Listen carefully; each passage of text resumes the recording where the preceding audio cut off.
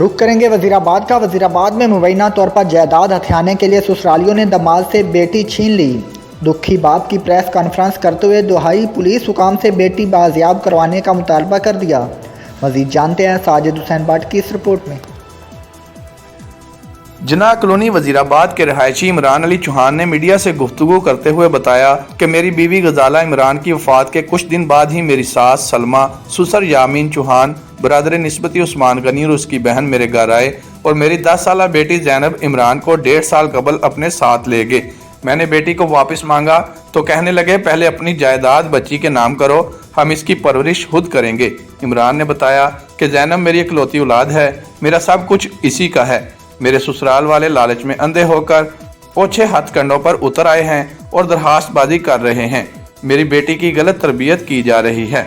सारा कोई मैं चाहना कि मेरी बेटी मेरे कोल आए तो ਉਹਦੇ बगैर मैं नहीं रह सकता है। तो बहरहाल मेरी बच्ची मेरी वीडियो वेख रही है, समझदार है माशाअल्लाह।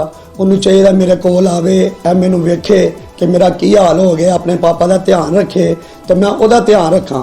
बहरहाल ਉਹਨੂੰ आना चाहिए मेरे को, इस काबल नहीं कि वो मेरी बेटी को सामभ सकन, क्योंकि उन्होंने कैटागरी अच्छी नहीं।